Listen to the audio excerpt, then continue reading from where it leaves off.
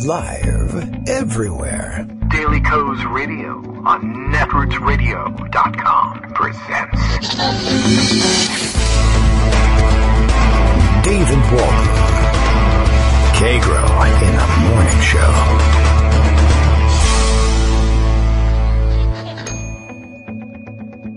Now, here's David Waldman.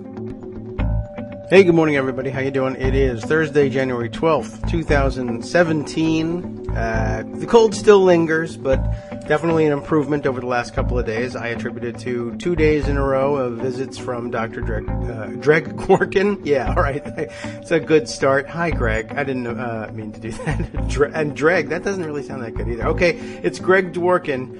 You can see that the effects of the cold are still lingering. I guess I'm going to have to cut it back to like 4 to 5 doses of NyQuil before the show from now on. That's usually my healthy dose anyway, so you understand. Okay, well, sorting things out this morning. People were up late last night. I was up late last night. I wasn't watching too terribly closely because I kind of knew what was going to go on. But last night was the Vote-orama, were the votes of the Vote-orama, et cetera, et cetera. On the budget resolution, again, we remind you that yesterday we talked a little bit about it. Why is the Congress considering a budget resolution now, January 12th? Well, a couple of reasons. One, of course, they didn't get it done last time. And two, because they waited so that they could include the reconciliation instructions that will, they think, enable them to complete the repeal of Obamacare later on. It's being discussed this morning as though the votes last night were, in fact, the repeal of Obamacare. They weren't. They were important. They were a little bit more than symbolic. I guess we could spend some time explaining to you exactly where that stands, although it would be nice to have Joan around for that one. Joan was probably up late last night watching the action on the Senate floor, too, and, of course, it's Thursday, not Wednesday, so she's under no obligation, obviously, to come by, but maybe we can discuss that. Perhaps we'll pick it up again next Wednesday. The short-ish answer on all of that is... Ready? Okay, I know, it's complicated. Okay, so yesterday was the vote on the budget resolution. The budget resolution cannot be filibustered. It is time limited to 50 hours of debate by statute, the Budget Act, to be specific. And so you didn't see Senate Democrats standing in the way of that yesterday. The Vote-orama I mentioned to you also yesterday, that's when they run out of the 50 hours and they've got amendments still pending that haven't been voted on, they just vote on them one after the other. No debate, really, on those amendments, and no debate is supposed to take place at the time of the vote. There was a big deal last night. As they were calling the roll and collecting the votes on the floor for the budget resolution, Democrats were editorializing in their responses rather than just saying, voting aye or no. They said, I think this really sucks, and so therefore I am voting no. And they were getting gavelled at and booed and hooted. It's outside of regular order, but I mean, come on, big deal. It's 1:30 in the morning. I know you want to go to sleep, but okay. So 2 sentences from each Democrat. Okay, so what happens? This budget resolution does not have the force of law. Nothing in it will, by itself, repeal Obamacare or change Obamacare in any way. But it does set things up by authorizing the use of the reconciliation procedure, which itself cannot be filibustered, and parts of, the tough parts, the budgetary parts of Obamacare's repeal might be handled there, although it's going to be quite a feat to get a whole lot of stuff in there. There's basically going to have to be programmatic changes that are made under a regular order as regular legislation, which, under current rules anyway, is in fact subject to filibuster. I guess the challenge for Republicans will be to see whether they can engineer things in such a way that the really truly bad stuff gets done under reconciliation, and a repeal bill that handles the rest of the legislative issues has either some sweetener in it or something that they can convince Democrats will soften the blow somehow of the repeal so that they can talk them into voting for it and clearing, or at least voting for cloture on it, and clearing that hurdle and dangling whatever sweetener they can out there. I don't know whether they're going to go for it or not. We'll see whether they're able to put that kind of package together or whether they even care. They might just be just as happy to destroy everything and not have the sweetener pass and say, well, you did it to yourself, and see whether the people standing in line for free medical care at the remote area medical clinics in Wise County, Virginia, and elsewhere in Appalachia understand that and take off their Trump T-shirts and burn them right there for warmth, if not for a political statement. Okay, well, that's the long story shortened a little bit. It's time to get underway with our regular morning routine. Bill in Portland, Maine, tweets for us this morning. Daily Kos Radio is live. Kagro X, that's me, David Waldman, was not called out by Trump as fake news, so that means he's real news. That's the way I interpret his lack of interest in what I have had to say. I think that validates me as real news. You should hang on and get the real news that way. No reason not to. Okay, this morning, Greg tweeting he's a little bit behind, but on his way. No problem. You're not late yet. In fact, you're never late. Doesn't make a difference. To me, you come in when you come in. That's the way we run things here. I run a tight ship here. It might be sinking, but I don't know when. That's the important part. Anyway, Donald Trump's morning screaming, I don't know. He's sort of upbeat today. He's happy about something that I don't know what, that they did at LL Bean. Everybody's talking about his latest tweet because that's his latest tweet. Thank you to Linda Bean of LL Bean for your great support and courage. People will support you even more now. Bye, LL Bean. And then he includes the Twitter handle for what is identified as Linda Bean's Perfect Maine, which appears to be a resort of some kind. I assume, I'm just going to guess that that's Linda Bean of LL Bean, and she owns that resort too. It's just kind of funny. He says, thanks to LL Bean for the support. What kind of support? I don't know. Doesn't matter. I don't think somebody just tweeted that LL Bean doesn't support, as a corporation doesn't support any political candidates. I don't know. Maybe they're going to have an event there, or maybe they just know one another. And she said something nice about him. So anyway, she says, bye. He says, Donald Trump says, bye LL Bean, and then at LB Perfect Maine, which is a bit of a swing and a miss. I mean, I guess it still helps Linda Bean, and maybe it helps her even more if you spend your dollars there than if you spend them at LL Bean. But I did see somebody tweeted out that Alex Hearn, who is a writer at The Guardian, points out, he says, your Trump is a Twitter savant takes need to account for the fact that he just linked to a lobster restaurant, not LL Bean. So, yeah, he's a little bit out, a little bit loopy, a little bit out there. It reminds me of that scene from the Parenthood movie, right? I think your grandma's a genius. Oh, if she's so smart, how come she's sitting in our neighbor's car? You remember that one? I don't know. Greg, did that ring a bell for you? No. No, all right. Terrific. You're on your own. There's the limb. You it's just a good go movie. ahead, so. I mean, it's Steve Martin. I mean, it's not like it's obscure or anything. Right. Steve Martin is very clever. So, you know what? Here's the thing. I'm a New Englander. Yeah. And well familiar with Maine. Good. And LL Bean is a great place to shop, and they make really good things. And for like 50 years and more, they have been incredible in terms of customer satisfaction, and they have incredible loyalty, so they can do whatever they want. Yeah, pretty much. And Trump is still a jerk. Yeah. And he can't type, and he often misspells things. And, the other side of the coin is that it may be that say nice things about Trump, and he'll give you lots of free advertising to his supporters and followers on Twitter, which may, be kind of weird. You help me, I'll help you. But I have to say, it's a whole lot more transparent than the usual way stuff like that works. I guess so. Everybody can see it. You know what? I guess I can come to be comforted by that a little bit in the strange way that I got used to Las Vegas. Mm-hmm. I was weirded out by Las Vegas, but very quickly figured out. It's all pretty simple. I mean, if you put money on the table or you give people money, they'll treat you better. And so you decide how much treatment do I need and how much money should I spend. And I noticed this. It came down to in the hotel rooms. If you left a tip for housekeeping, they would spruce up your place a little bit more. If you left a better tip, they would actually leave better, like, the free soaps and shampoos and stuff. They would upgrade your stuff and the mints they'd put on your pillow for higher tips. It was fantastic in the sense that it's like, well, at least I understand this. If you wanted to get into a restaurant and they didn't have a table for you, but you gave the guy, the maitre d', money, you would get that table.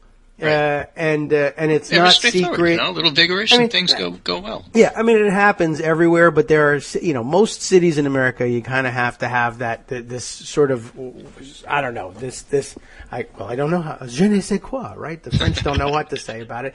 The Germans probably have a word for it. It's not as sophisticated, but you got to have a certain The Germans style. have a word for everything, and if they don't, they mash a couple of words together. What is the German word for je ne sais quoi? And chances are it's going to be capitalized, but I don't think it's going to be je ne sais quoi. Yes. I don't think that's German. For instance, anyway, if I go to New York and I want a table at a fancy restaurant and there's no table available, and I say to the maitre d' or whoever's, do they even use maitre d's anymore? Is it hostess, whatever? If I take out $100 bill and shake hands with the maitre d' and put $100 bill in there, in all likelihood they'll say, "What?" And they might take the $100 bill and say, "Get out of here." Right. But generally speaking, they're going to be like, "You don't know." Culinary engineers these days. I don't know. You're not one of those guys. You're not getting the seat. But in Las Vegas, it's very democratic. I have $100. I you can got the money. You get the seat. Yeah. So maybe that's it. All right. So here's my theme for today, which is something I just keep telling myself. There's so much going on that we have to guard a little bit about. Over-the-top hyperbole. I'm a big Lord of the Rings fan. Okay. Love the books. I'm not talking about the movies. I'm talking about the actual books. I remember when they were books before there were movies about them. And I love reading them. Okay. Yeah, right. So back in the 60s and 70s when they were really popular, it used to be the thing that any kind of epic fantasy that came out, you'd see this big, blurb advertisement on the back of the book or something like that. Greatest epic fantasy since Lord of the Rings. Because everything was the greatest epic fantasy since Lord of the Rings. But the thing is, Lord of the Rings was really good and these other books weren't. And as soon as you see that, you go, "Oh, man, that just ruined the book. There's no way it's going to be as good as Lord of the Rings." And then it's got stamped on everything.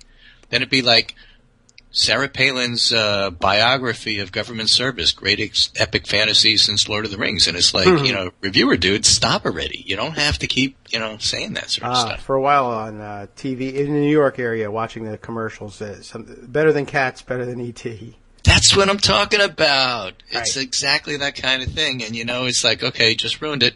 Yeah. Because, no, it's not going to be better than Cats. And, no, it's not going to be better than E.T. So I don't think outside you have of the this New York Votorama yesterday that you started the show with talking about. And it's not the death of everything yet. There's a lot of stuff and a lot of steps that have to take place. And I think that the most interesting thing about all of this is that Trump has essentially said to the Republicans, repeal and replace at the same time. None of this repeal and then replace 5 years later, not happening. Yeah. And now they're scrambling, and they know that they're going to have to delay what they do because they don't have replace ready. So if they delay what they do because they don't have replace ready, what does it mean for repeal? That's the part that's interesting about it. It's not the end of the world yesterday. It isn't good. It isn't good that a lot of the stuff that the Democrats tried to do to slow it down didn't pass. We knew that wouldn't happen. They don't have the votes. What they did do is they were able to put, you were on the spot. You voted for this. I am taking this to your next election kind of situation. That's what a lot of those votes wind up doing. It's up to the Democrats and the constituents to see if there's any political price to be paid for that. That remains to be seen. It depends on Republicans and what they actually do. But that framework has been set up, and yet I still don't know what's going on. I don't know what's going to happen. Yeah, well, right. It's hard to predict. We can talk a little bit about the procedure, but we don't even know exactly what that's going to be yet. They don't know that they don't have a plan. It's hard to guess how they're going to try and structure it. And yet, it's the greatest disaster since Lord of the Rings. So you just have to be careful about how you frame this in your head and how you describe it and so on and so forth. Yes. On the other hand, speaking of disasters, I just wanted to have a quick rundown of some pieces here I collected, because after all, that's what I do. collect pieces so that we could talk about them on the show. Gives David a chance to have some coffee and rest that voice. Oh, I drank it early because my older son missed the bus. I had to drive him, so I drank it like in one gulp. I didn't know this. Yeah, well, okay, I'm didn't done. bring it up. Bye. Okay.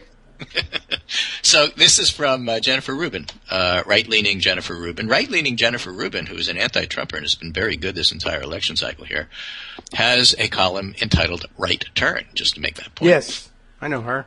Yeah. Was Tillerson not prepared properly? What does that mean? Well, before I get to the column, let me just give you a little bit of a flavor for it, because nobody could be watching everything. There were so many things going on yesterday, including Trump's press conference. So Linda Tirado, who tweets says, "Killer martinis." I already like her. So let me tell you a little bit about what happened at the Tillerson confirmation hearings through her eyes. Okay. Starts out, Tillerson already looks bored, guys. Maybe we misjudged him. There's not been enough caffeine yet for me to try to get all these opening statements down. For your information, they're complaining about Libya, etk. But FYI, if all the Dems vote against him and all the expected Republicans vote for him, Marco Rubio will have the deciding vote. Yes, he was he was definitely not on the team yesterday, but he also is a flip-flopper. Right. So one doesn't know. He has no spine, so therefore one can't tell. He's a Susan Collins, Chris both ways, Shays kind of guy. Mm-hmm. Anyway, Linda goes on. Corker, young people just want to touch us. She says there's context, but it's much better without any. Mm-hmm. We know the president-elect's foreign policy is evolving is the kindest euphemism for dude's nuts. What's your plan? Yeah. Okay, Cardin now. Oh, man, these comparatively dulcet tones. We should pass a law stipulating that everybody thanks everyone automatically to save about 3 hours a day during these hearings. Corker, a view from the C-suite is not the same as the view from state. Now, explaining that running a company isn't running a country. That's what Corker's doing. Cardin on human rights. The PBS camera closes in on Tillerson like it was The Office. Okay. Tillerson is a good poker face, would have to, but his eyes start to move when somebody mentions Russian cyber attacks. Cardin telling us we're going to spend a bunch of today on Russia, Exxon in Russia, Tillerson in Russia, American in Russia, hacking and... Russia? Yeah. All right. Well, damn, when you lay out all of Russia's geopolitical moves like that, they sound not nice. I'm really enjoying this. I didn't hear the hearings, but I'm really enjoying her tweets. Cardin actually speeding up. Time's nearly up, and you know he's got 2 paragraphs to get through. Tillerson now, introducing the family. He has one. They came to see this. They're people just like you and me. Tillerson, evolving world, new threats, China, which were weirdly mixed on, Russia, which hacking, radical Islam, axis of evil. Tillerson, American leadership must not only be renewed, it must be asserted. That was one of the big lines he had from yesterday. Boilerplate American exceptionalism, complaining about void of uncertainty and absence of American leadership. Accountability now. We should be accountable, you see, to us. That way everybody else will trust us. That's how these things work. Okay. Okay? He's now doing the Boy Scout oath. He is literally a Boy Scout. Well, does that make you like him anymore? He was one. Gun scouting. Is that what it is? Yeah. Well, no, my boys are Boy Scouts. Nothing wrong with that. It just makes me think that maybe he's not really taking it seriously, but okay. He's out now. Yeah. Radical Islam, ISIS now, everything you'd expect to hear. When everything is a priority, nothing is a priority. Going hard on China, calls the island building illegal, talks about digital property theft. That's the stick. Here's the carrot. Russia, they're not evil, just opposed. Could work together. Could work together on terrorism. All right. Okay, so that's, you get a flavor. I mean, these are really good because you get a flavor of like what's going on here. Human rights, our values are our interests, talking about using aid sanctions to improve HR worldwide. Kind of gross for this Marine's wife to hear an oil CEO talking about the fallen. Round one, Cardin, do you think Putin's failed in leadership? Tillerson, yep. Cardin, let me tell you a story about a dude Putin killed. Tillerson says he does support the law that lets Americans sanction individual foreign nationals. Crimea. Tillerson says, remember, this is for Secretary of State. Crimea.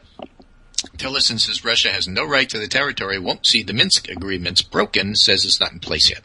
Okay. Question, what would you have done about Crimea? Well, it was a surprise. Response was bad. Should have made Ukraine put all the troops in the east. Like supply military, supply intel, supply weaponry, get NATO in. Okay. That's what Tillerson would have done. Oh, really? Well, he would have been alone on that. Right? And then the reporter who's doing this, I don't know who this lady behind Tillerson's right shoulder is, but she is loving this. Random lady approves. Yes. I have to remind you that for his press conference, Trump had random employees of his scattered around to applaud. Yes, right. We heard that at the beginning, and people were up in arms. Why is the press applauding? The press wasn't applauding. He had applauders on hand to applaud. Right. So I was, just note this for the record. I think you have kind of a little bit here, but I want to go to Rubio here. Tillerson's a hand talker, now torturing the speak softly idiom. Climate change, yeah, it's important. Damn Rubio goes hard and immediate on. Do you believe all this Russia crap? Tillerson, haven't been cleared. Reports are concerning. Do you think Putin ordered it? Tillerson ducks. Rubio going hard for an answer. Tillerson thinks, well, I think that's a fair assumption. Rubio, would you support sanctioning people who are found to have attacked us? Tillerson getting squirrely. Well, that's a worldwide problem. Rubio, okay, fine. Assume France. You support the legislation? And Tillerson, well, we should negotiate. Rubio, so you think the White House should be able to decide which countries to sanction? Tillerson said, well, it's not just about war. It's about trade, national security agreements. It's rapid fire. Rubio is going for blood, she says. What's troubling about your answer is the idea you'd advise POTUS not to sanction because of trade. Rubio, will you roll back Obama's executive orders on this issue? Tillerson, we don't have a solid policy in America on cybersecurity. Rubio says, don't duck. Tillerson ducks. Rubio having none of it. Is Putin a war criminal? Tillerson, I wouldn't use that term. Rubio, Aleppo. Okay. Rubio is apparently taking today's Franken, which is not a sentence I thought I'd ever utter. Rubio, he used battlefield weapons against civilians and a bunch of stuff. Sure he's not a war criminal?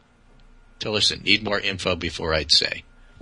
Rubio getting a bit condescending about this because it's pretty clear they did target civilians. I find discouraging your inability to, go on and describe this. Then Rubio enters lists of murdered journalists in Russia into the record. Rubio, do you think Putin ordered the deaths? Insufficient information. All coincidence? Things happen. Shorter version of all of this, Tillerson ain't saying crap about Putin on the record. Right. Which I will say in another context perhaps might not be a terrible thing for an incoming Secretary of State to do. Right. Now, there's more. But I think you get a flavor of this. This is a really good observer who I think captured very well about what's going on here. Yeah. So back to Jennifer Rubin and says, was Tillerson not prepared properly is the topic of her column. Yeah. And says, the Trump foreign policy briefers owe Tillerson preparation that would give him the best possible chance of success. Either Tillerson stubbornly did not take that advice. We know people in the Trump administration who are like that, starting with the top. Or those who briefed him committed political malpractice by suggesting weaving, ducking, and evading was a good way to get the critical votes he'll need to succeed. Critical votes is defined as Rubio. Well, yes. In this particular case. With a narrow because it's a divided majority. committee and one vote makes a difference. Right. And none of the other Republicans are going to not vote for him. Yeah, unlikely that he'll lose other votes. But, right, so it all comes back to Rubio, and that little flavor of questioning I gave you is why people are saying, gee, I wonder what Rubio's going to do. He was pretty tough. Yeah. Doesn't mean that Rubio won't vote for, I'm troubled by this, yes.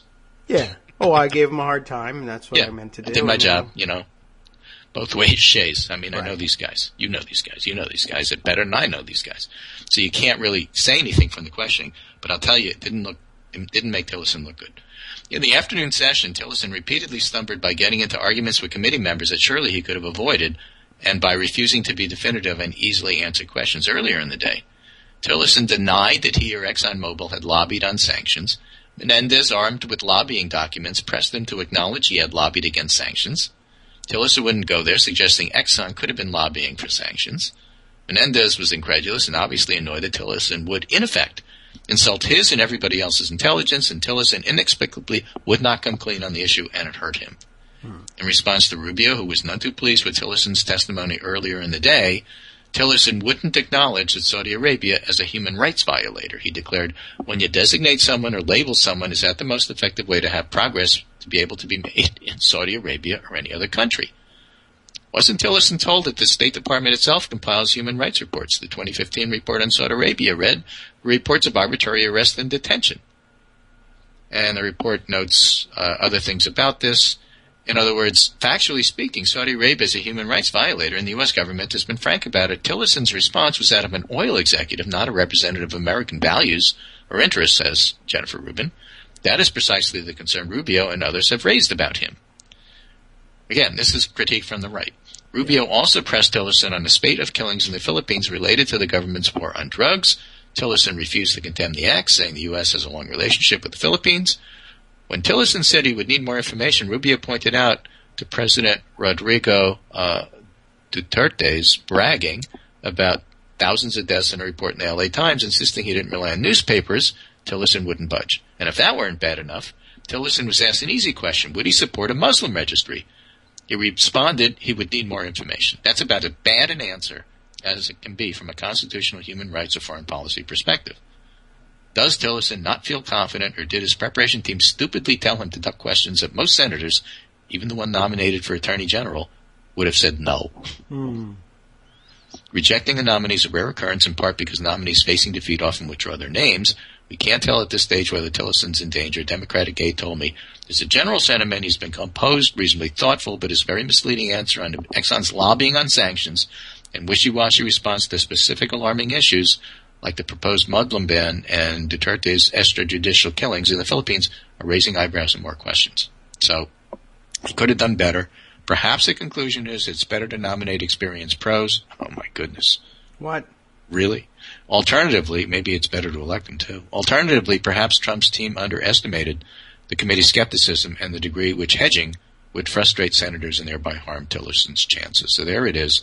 And I think it's fair to say the meeting didn't go well. The committee discussion didn't go well, but back to our theme, don't get all Lord of the Rings on it. This doesn't doom him. Yeah. Let's not hyperbolize what's going on here. But Sessions didn't look great. He's going to get confirmed anyway. Tillerson didn't look great. He's going to be confirmed anyway. I think what's happening, maybe you can correct me, but I'm guessing that people are just putting their chits down and saying, okay, I want you on record for when I said you sucked, and then later when you suck, I'll be able to say I had it on record. Yeah. That's likely what's happening. It doesn't usually lead to anything, but it gives them something to do in the next hearing. And next time they see him, it'll be the State Department budget. And they'll yell at him, and he'll say, we need more facts. And then they'll give him it's an ongoing charade, but a familiar one. So at least we know what will happen there. Yeah, State Department budget. How about budget numbers and the amount of money you're willing to spend on embassy security? What if we cut it in half if you won't move the Israeli embassy to Jerusalem, the Eternal City? Yes. That might be an interesting hearing. Yes, it might be. I imagine that I don't know exactly how they're going to deal with that, but they're already thinking about cutting embassy security, which is an amazing thing. Doesn't make any sense in the context of anything ever, anywhere, said by anybody during the campaign or before or after. But they'll do it anyway. That's going to be one of the most amazing things you'll watch. And it will explain everything in the sense that if you can watch them have that debate and remember what happened over the last couple of years on the question of embassy security, you'll be amazed to watch them cut the budget for it and say it's a great thing. This will make our security better in the end. Carl Bialik has a piece here about Sessions because we didn't, and that's the thing, they were putting these committee and grilling sessions so close together, it's really hard to keep track and do everything. Yes. Carl Bialik has one on Jeff Sessions, what we learned and we didn't learn about Jeff Sessions at his confirmation hearing over at 538. And he covers a couple of topics which I thought were of interest: data collection, police, civil rights, violence against women, gun prosecutions, I wanted to mention especially, and immigration. What he says for gun prosecution: Sessions is a long time and enthusiastic supporter of efforts to use federal laws to prosecute local gun crime cases in order to secure tougher sentences in distant federal prisons. He cited two such programs, Trigger Lock and Project Exile, in Tuesday's hearings. During the presidential campaign, Trump endorsed Project Exile, which has also drawn support from the National Rifle Association. I have a little piece here on what Project Exile is. Oh, this is just Trump supporting it, so that doesn't really help me very much, and I'm not linking to that. Thank you very much. Which has also drawn support from the NRA. Its record in reducing gun violence, however, is unproven. That's all it says here. But, you know, I am a longtime listener to your show. Yes. And I don't understand how you prosecute local gun crime cases when everything is an accident. Well, plus stand your ground, so you can't. Right. Well, who knows? The accident thing, it doesn't happen very often. What they mean in practice usually is if you get the right color person and they have the gun, we can stack up all sorts of charges against them and maybe even remove this case and or take a federal criminal prosecution, which would take precedence, and load them up and send them to federal prison and take it out of the hands of local prosecutors. Because, as you know, there's nothing more central to the Republican law and order and governmental message than move things up the chain and control them from Washington, D.C. with the big government. It's another one of their things that's upside down. They think they can get tougher on people with federal prosecutions, and they can. That is tougher, but yeah, you make a good point. Everything's an accident. Well, nothing is an accident. The NRA gun safety types love to say there's no such thing as an accidental discharge, no such thing as an accidental shooting. Right. You have to pull the and trigger. That's the mantra for people who try to reduce, for example, hospital incidents. Yes. Which aren't accidents, because there's no such thing as an accident. You should have prevented it with a systematic approach. Yes. Well, it's something that actually gets repeated. It's used. The initial line of it, anyway, is used both by progressive gun violence reduction activists and right-wing gun enthusiasts. The gun enthusiasts, of course, saying, you know, guns are perfectly safe and you can have them anywhere and bring them anywhere you want. Just follow the basic safety rules and nothing will happen. There is no such thing as an accidental discharge. Somebody's finger has to go on the trigger. But all of that falls apart, as I've pointed out a number of times, when the police arrive at your house because you've had a negligent discharge of your weapon, and at that point it becomes an accident again. Random gun fail follow-up story that I happened upon just the other day, story from last year in which a concealed weapons permit instructor in, I don't even remember, Ohio, I think, teaching one of his concealed weapons classes at a gun shop and accidentally fires a weapon and kills the gun shop owner. And boy, if both families and lawyers for both parties in this situation didn't come to court and, oh my goodness, what a tragic accident, and it was beyond our control, and we're all very sorry for this accident. Anyway, 5 days in jail for the guy who accidentally shot and killed the gun shop owner, all the while, up until he pulled the trigger, believing there was no such thing as an accidental discharge, and that was probably the dying words of the gun shop owner, too. This was not an accident. Wait a minute. But for the benefit of your family, right, you know, his family showed up and said, don't be too hard on the guy. It was an accident. This is a really interesting piece I found here by clicking one of the links, and it's by Carl Bialik, and it's called In the Shadow of Exile. Looks like a big story. Okay. And it's all about the Project Exile thing and how it worked in Rochester. Okay. And cities around the country try to stop gun violence by sending offenders to faraway prisons. Rochester is still dealing with the consequences. And it's how Bill Johnson, mayor of Rochester, went down to Richmond, Virginia, who learned about this Project Exile thing. And Richmond, Virginia was bragging that it had a massive drop in homicides because of it. He figured Rochester was a lot like Richmond. This is the background for the story, which is in the story.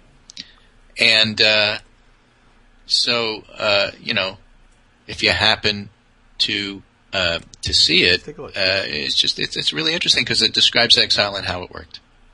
I don't, I'm having a difficult time recalling exactly what it was and how it worked. Yeah, so this is a nice explainer for if you're interested, and I'll leave that with you. Sure. I'm going to leave you a couple of other things because I'm getting ready to go here, but no. Ben Castleman has a good one. He's the economics reporter for 538 on no one has a good plan to get rid of Trump's conflicts, including Trump. Right. I have one here, which I really liked, from James Downey from the Washington Post yesterday after the Trump dossier. You remember that dossier? Yes. It was very James nasty. Comey is running out of excuses. Oh. Given what was known and what was suggested, the whole concept that what Comey did in terms of selectively deciding what to be outraged about is indefensible, he says. And I thought that was a fascinating read. And the last one here is from Jonathan Chait, part of the Jonathan Corner there. Yeah. Donald Trump to America, I won, accountability is over. That was basically the abbreviated pundit roundup version of Trump's press conference. Yes, that was, and he learned that from George Bush. That was his accountability moment. He won the election, so he's done being accountable. Right. So that's it. Yep. That's my roundup for today. I just thought I'd read that interesting lineup to you because I love the tweet storm. I like when people with insight are able to actually look at something and then clarify and send it over to us. We didn't have time to watch all of that stuff. Really appreciated the blow-by-blow descriptions. Amusing and also very, very helpful. So that's it for today. This is Greg Dworkin speaking with my friend David Waldman. Kagro in the morning. Take a look at that Shadow of Exile thing. I think it's a pretty fascinating piece. I will. Take care, okay. and I'll talk to you on Monday. Yes, it's a long weekend for us there. Yeah. Okay, take care. Okay, thank you. You do the same, and let's dive right in. We'll take care of we'll take a look at this exile thing. Thanks, Greg. You know what I thought was interesting about the press conference yesterday? I don't know if you saw this one. Did you notice that Trump's, when he brought out beforehand, they brought out all of those manila folders filled with papers, and Trump said, he kept referring to them, these documents are just some of the documents, the many, many documents, the best documents that I signed, turning over total control of my fantastic businesses around the world, and there are so many thousands of them that are also successful, to my sons. Therefore, I am done with the conflict of interest. I don't have it anymore. It is not even possible. And he went through the whole thing again, too. It's not even possible for the president to have a conflict of interest. The conflict of interest laws of the United States don't apply to the president. They can't apply to the president. I don't have a conflict. I never will. But, and constitutionally, it's true. I can't have a conflict. But I love this country so much. I want to make sacrifices for this country. I am going to try and distance myself from things that might be considered conflicts of interest only because I want to, not because I'm required to by law or the Constitution. And these documents are just some of the many millions of fantastic ones that I signed turning over control to my sons. So, at the end of the press conference, the reporters came forward and said, what's in these documents? Nothing. You can't see them. They put their hands, the staffers put their hands on top of the piles. You're not allowed to open these. Don't look. You're not allowed to see. Why not? Are you kidding? You just said these are the documents that prove that you don't have conflicts of interest. No, I can't have a conflict of interest. The president can't have one. The papers are irrelevant. I just brought them here to show you how much I'm doing for the country. Okay, great. Let me see it. No, you can't. It's private. Now, everybody who has seen pictures of things, it's impossible to tell for sure, but if you take a good close look at the pictures, it looks for all the world like all the paper in those folders are blank. I mean, you can't see a whole lot of the paper outside the folder, granted, but, usually a typed page, you can usually see, unless they have really, gigantic margins, there's some indication that there's something printed on there. But I guess not all the time. But more suspicious than anything is, no, you can't see it. These documents prove. Okay, let me see the documents. No. So then you have no proof? Yes, I do, these documents. Well, then let me see the documents. No. Then you haven't provided any proof. Yes, I have. America sees it with its own two eyes. It's right here. No, well, we see folders. We can't see what's on them. We can't see what's on the paper inside. I know, because it's private. What? that's where we stand. I mean, the press conference was ludicrous. I don't know if Armando has anything to say about that, but certainly you're welcome to join us and complain about it. But one of the worst things I've ever seen, just in terms of like actually being a grown up in the world, is what was this press conference. It's no wonder he has so few of them. It was ludicrous. It was I don't know. I don't know what else to say. There's no other words for it. He didn't clarify anything. He didn't do anything to satisfy the question of what will he do about his conflicts of interest. He simply declared them over based on the props that he brought out, which were not available to inspection by the press. And then, of course, he had a fight with the CNN reporter and said, CNN is fake news, and if you try to ask me any more questions, I'll have you thrown out. That was kind of interesting. Mostly because if you watch the press conference on CNN, the follow-up analysis was 20 minutes of Jake Tapper shouting about how awful it was that CNN had been beat up. Now, he had a broader view of and why the free press in this country, and he's right, and it's all true and everything. I just thought it was a little bit unseemly, I thought, given that, well, I don't know, much more was at stake, I thought, really, than freedom of the press, per se, and the fact that the guy came to address a constitutional issue, failed to do so in any meaningful way, and also insulted the press, and then, like, the takeaway is, well, the press. Well, the Constitution. Well, okay. They know the press issues better than anybody else, I guess. And the rest of us who wanted to talk about the constitutional issue, you're out of luck. Okay. I don't know. I found it infantile, to say the very least. It was an awful press conference, poorly conducted, and he's a chowderhead. The guy has nothing in his brain. But, you know, I don't know. Maybe there was something there for supporters to love. Let's see. Other things flying by on Twitter that have grabbed my notice.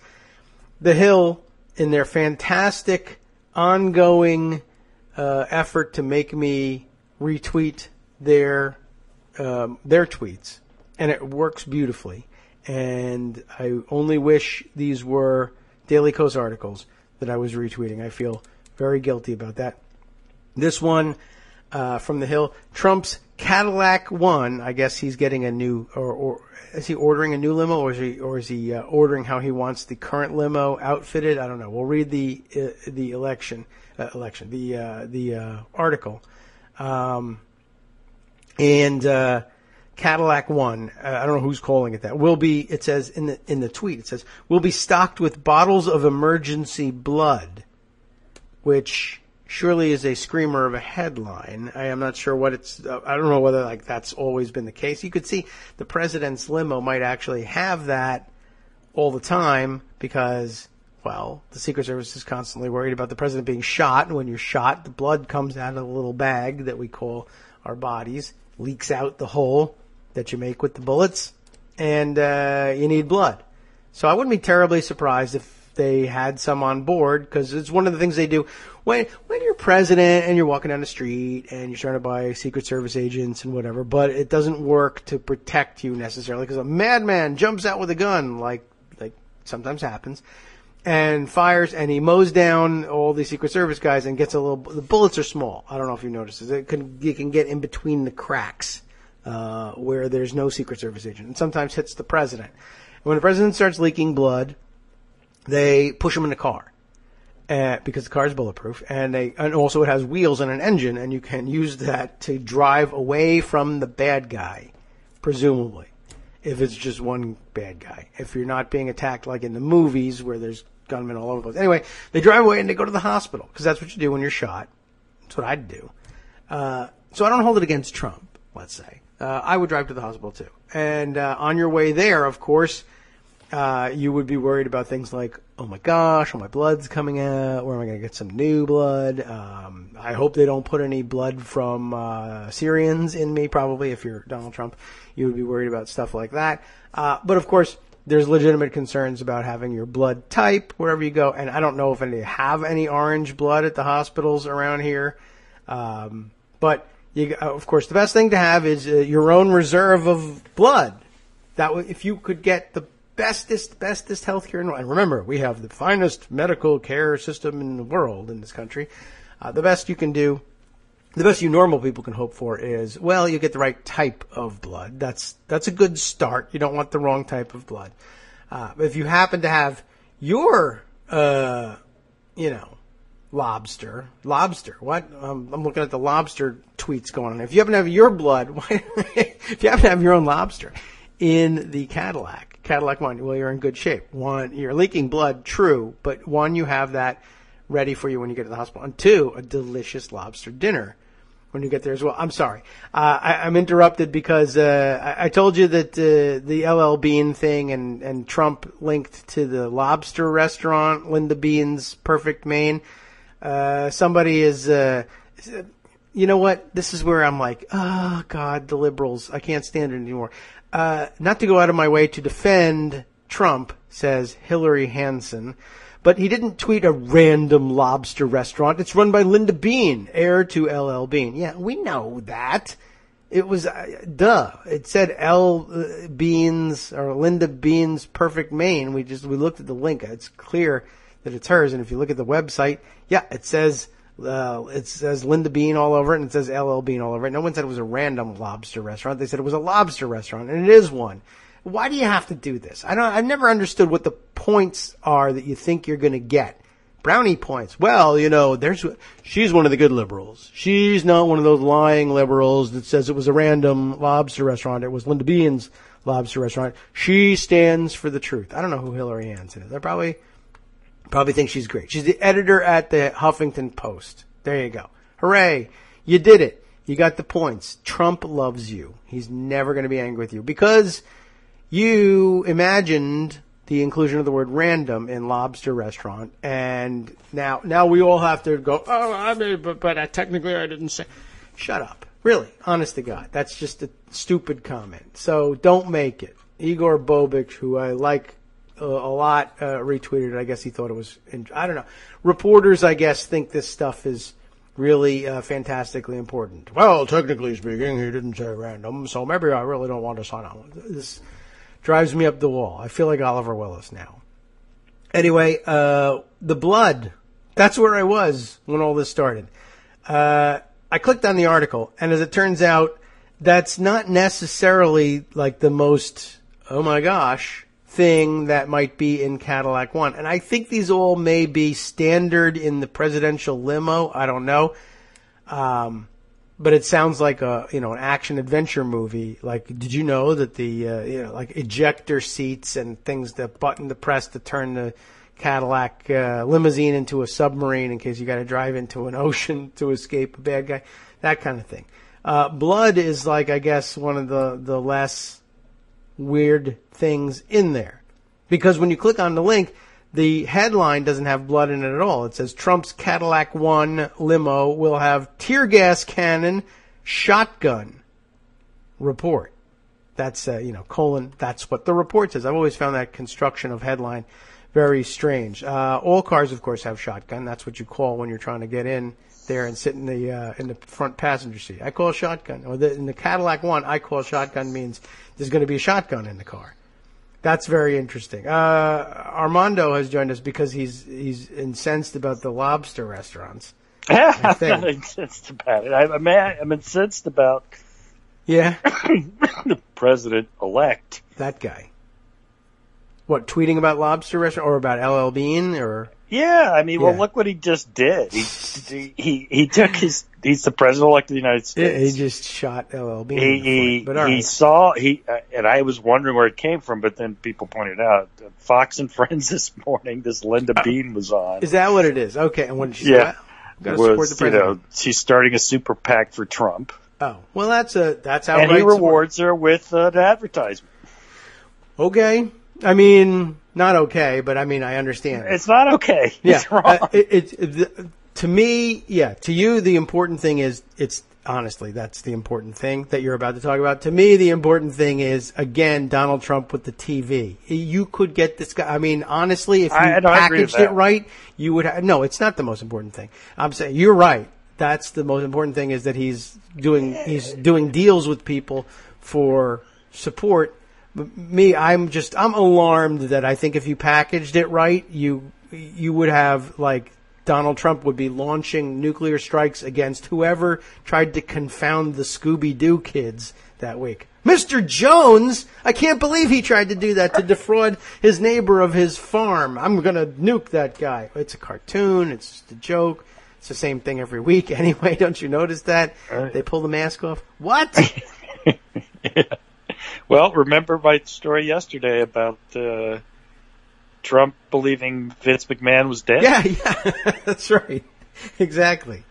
I think that could work. And honestly, if you put the video together cleverly enough, or, for all I know, he would just believe anything, some garbage James O'Keefe thing he believes.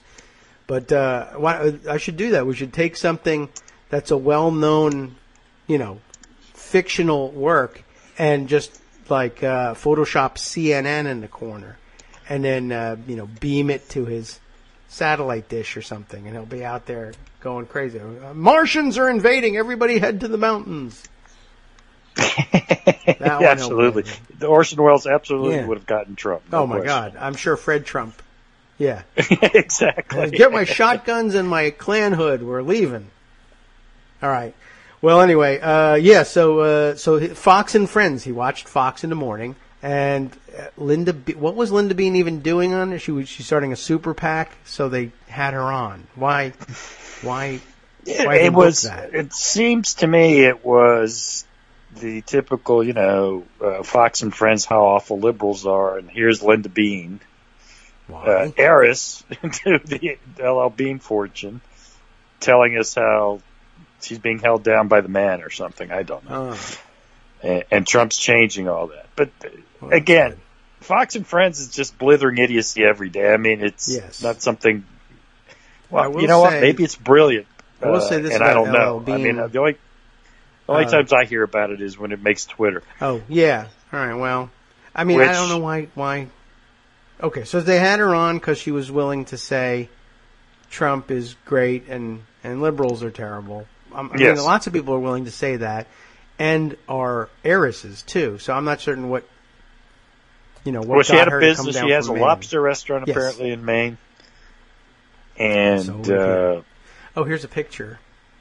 If Linda Bean wants anti-Trump protesters, warns that anti-Trump protesters will hurt the company's employees, not just her. If the boycott is okay, they're going to boycott. Oh, I see. Well, sorry. All right. Well, no reason. Also, by the way, LL Bean's products they're good things, and a lot of them are waterproof. And so, if people are peeing on you, you might want those waders and duck boots and things. That too. I'm not an LL Bean customer myself, so my boycotting LL Bean is symbolic at best. Yeah, I think the boys have LL Bean backpacks, but I mean, I'm no expert, but my understanding is that LL Bean's kind of crunchy, so it probably has more of a liberal clientele than most companies. So, well, the heiress is doing herself some damage. Could be, and it's certainly. It used to be that you didn't have much choice if you were going to boycott. I don't even know. I mean, it was a pretty narrow niche anyway. Like, I'm going duck hunting. What am I going to do? I got to go with LL Bean. Now, of course, you can go elsewhere, and I don't know. Yeah, the outdoorsy types. I don't know. I think it might even slant a little bit like old school New England conservative Republican type, not hardcore alt-right Republican type, but the old oh my goodness, you can't get there from here sort of thing. As I said, I have folksy wisdom. I don't know what LL Bean's about anymore, but when I first went up north for college, LL Bean was perceived as preppy and, prep school preppy. Right. Now you can do that with Vineyard Vines, apparently. Yeah, but you know what? Who knows? I'm out of it, so you can't go by me. It could be that it did an Abercrombie and Fitch and became a young people's brand. I have no idea. Could be. I don't know. I don't know either. Yeah, don't take any fashion advice from me. probably from you, or frankly, I can tell you this much: probably shouldn't take any from LL Bean either, not just because of Linda Bean, but I think it's been kind of on the outs for a while. Well, listen, even Ed Whelan, of all people, I don't know if you remember Ed Whelan, he's a very conservative legal guy who writes a National Review, tweets out against Trump doing this. There's no good reason for a president or a president-elect to be doing stuff like this, and a lot of reasons not to. Yeah. Yeah, no kidding. It's a dumb thing to do, but he's going to do it. He finds it provocative. I think he thinks it's funny to get people upset about it. You think? Yeah. I don't think he thinks that much. He watched Fox and Friends and saw someone saying good stuff about him, and he said, "You're great. Buy your stuff." Yes, that's his usual instantaneous reaction to anything. When he's informed, people say this is a terrible thing and an abuse of your office. I think he thinks that's funny. I don't think that's what motivates him to do it. I think he's basically just whatever feels good at the time. He tweets. Yeah, I don't think he's thinking it's funny. He's not making a joke there. No, in my opinion, he's just crazy. Listen, he's unstable. He's unfit. He's a buffoon. He's stupid. He doesn't know anything, and that's who he is. Yeah, he's a guy who watches Fox and Friends. Well, by choice. That's true too. Yeah.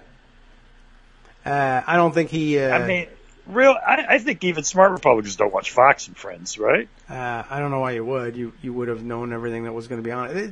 Fox and Friends they just kind of regurgitate whatever you've heard.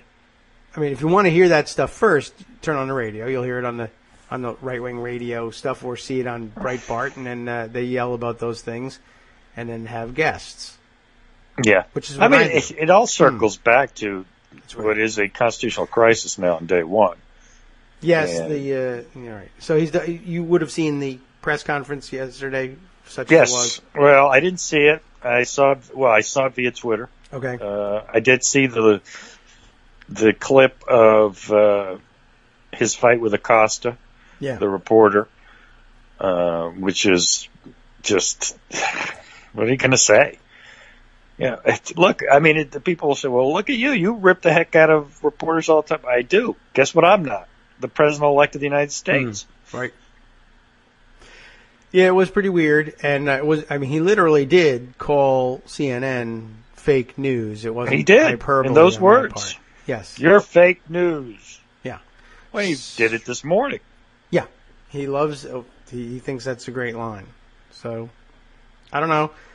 It was kind of an infuriating thing watching it again. And first, that he spent the first 10 minutes addressing anything but the conflicts of interest. And then, of course, when he got around to the conflicts, he just basically said, well, I don't have them. And these papers prove it. And you can't see the papers, which is amazing. And honestly, at that point, the press should light the building on fire. But instead they say, well, this is unprecedented. I tell you, not saying the papers is a problem. Of course, maybe they weren't ready, maybe there were props, but they have to. They're going to have to hand them over. Otherwise, what's the point? And so just take my word for it. It's crazy. Otherwise, it's like, why even do it? He just likes to have props but it doesn't. Press conference. But there's a bigger problem, and it's what he's doing is a joke. Even if he is doing it, that doesn't solve any problems. What was proposed and the performance by his attorney. Look, nothing against the attorney. They're cashing their checks. It's making a living. People got to eat. But that was a clown show of a performance. Yeah. One of the most striking things was, I couldn't divest because of royalty rights. What are you talking about? You could divest royalty rights. You could sell royalty rights. What the hell is that supposed to mean? That's just gobbledygook. Yeah. Just for one. The other is, there's so much, it's almost impossible to avoid conflicts. Yes. There is actually a very simple way to avoid conflicts. Very simple, David. It's not complicated. Yes. You sell your assets. Yeah. You place the proceeds in a blind trust. and the trustee handles your money until you're out of office. Yeah. I mean, but I don't want to do that. Well, fair enough. Then don't become president. Yeah. Well, somebody was making the point on CNN, which I, for some reason, decided to watch for a little bit afterwards, saying this is part of the reason why a lot of highly qualified people who might make excellent presidents don't run for office, because it means a tremendous sacrifice. You have to liquidate all your stuff. But, I mean, this was being made in the sense that there are lots of people who would be better qualified than Donald Trump by miles who aren't in the running because they say, well, this is what's required of a president, and I choose not to do that. But Donald Trump says, I choose to have 10 of everything, including breaking every law, because I feel like it. I want to be president, and I want to keep all this stuff. Well, you can't. Well, I will anyway. Well, you might get in trouble. Well, what kind of trouble? And now he has a point. He's now raised it to the level of constitutional crisis, where we always find ourselves in these constitutional crises and finding out, oh my God, everybody's afraid to do the thing which we all assumed was the remedy. Now what? Well, actually, I'm writing up something. There might be other ways of getting at it. You got to get the right judge. It's all going to come down to standing. I'm going to write about the emoluments clause, but go a little deeper and say, well, what can people do about it? Now, you talked about the obvious remedy of just Congress doing something. Congress isn't going to do anything. Not approving it, by the way. That's one of the things they can do. Just saying it's okay with us. Yeah. They're going to say it's okay with them. At least the Republicans are. And so then the question is, what can you do? I think that there's a pretty solid argument that there will be standing for competitors to the Trump organization on this. They're harmed by Trump's ability to use the power of the presidency to gain business advantage. So they would have standing, it seems to me, to challenge. Now, maybe, is it a 1983 action? It doesn't have to be. 1983 is when you can sue for civil rights violations under color of state law.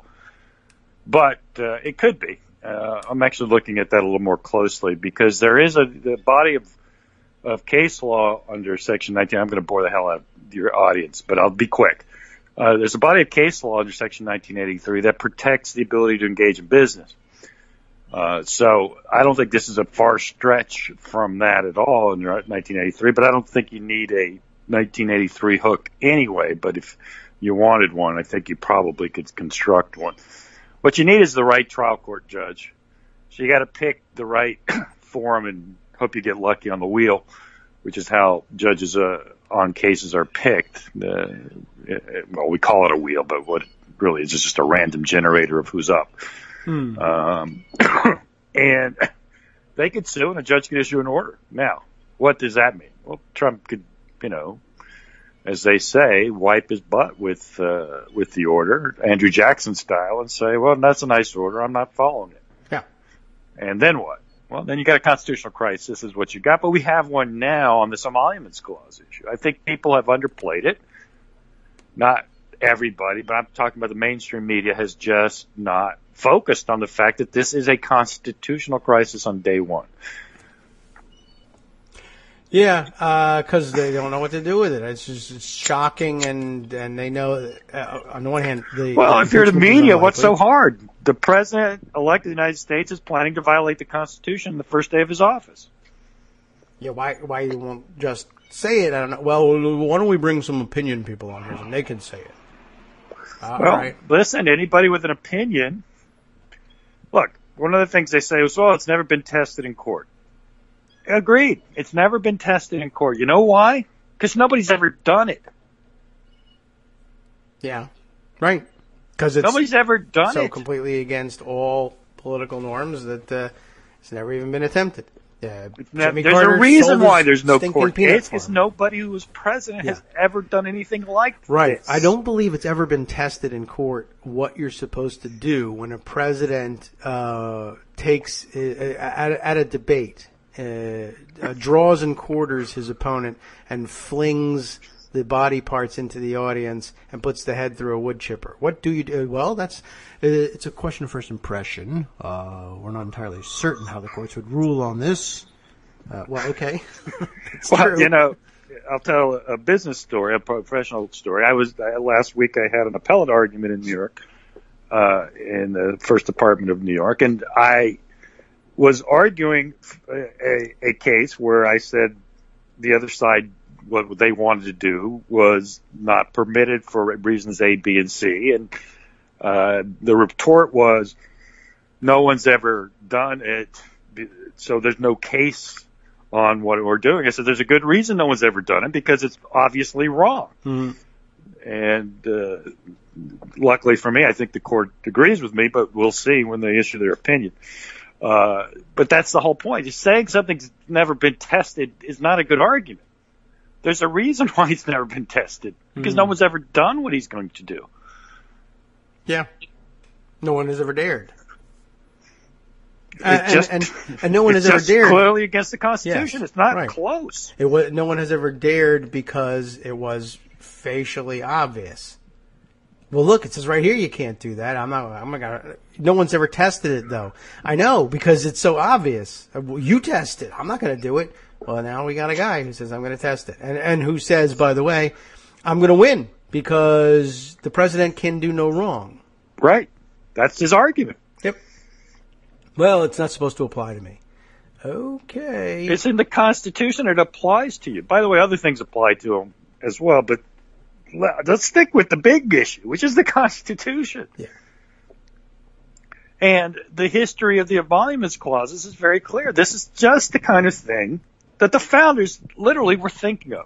Someone doing favors for a president or a senator or whoever, and that's expressly prohibited.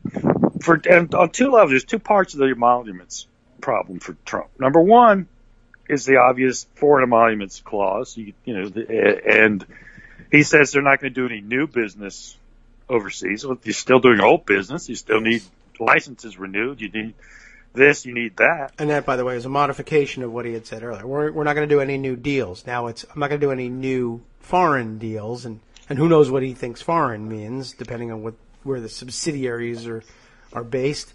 But that leaves the door open for, well, we're going to do all kinds of new domestic deals, but they're going to be totally something. I don't know what the word is. Let's talk about the domestic side of this, because while there's no constitutional prohibition on emoluments from domestic private individuals, which is a problem in and of itself. I mean, there's bribery. A president can commit a high crime, then you have to impeach him, which leads you back to your original question, what do we do about it? But there's a more basic one, which is the president is limited in his compensation in the Constitution to his salary, which means he can't get any type of considerations from any other government entity, federal, state, or local. Okay. And whenever you need something from the government, and if you're in business, you need them. You need licenses. You need this. You need that. That's a domestic emolument. He needs, that sounds harsh because, well, the guy's got to give up his business. Well, yeah. He, at the very least, needs to put it in a blind trust. A real blind trust. The domestic part. The foreign business is just a problem. I think that the very fair reading of the Constitution, this foreign emolument clause, is a president of the United States can't have a foreign business. Can't have business in foreign countries. I think that's the reality. Yeah. Well, I mean, I do. That may be too harsh. Maybe we need to amend, but I think that's what it means. Yeah. Well, I mean, maybe I guess you could say it may be ripe for amendment. I mean, at the time of the framing, that would have been an extraordinary thing to have expected. To imagine a president owning property and running businesses in dozens of countries around the world. Well, wait a second. The text says what it says. Well, yeah. You don't get to amend the Constitution. It's not a living Constitution, David. Well, I mean, an amendment is an amendment. They'll acknowledge that. I mean, it may be that it's outdated, but it does. It says what it says. Okay, and I'm not willing to say, yeah, we can just evolve it. No, we'd have to say, if you have a popular president with lots of political support who has this issue, then maybe you can amend it. But in the meantime, you got a problem. But they wouldn't have thought. I mean, certainly they did international trade, obviously, but I don't think there was any such. I don't think there was any individual doing a corporate business at the time that approached anything like it. And it's not like Donald Trump is such an amazing, one-of-a-kind international mogul. He's a bum in international business terms.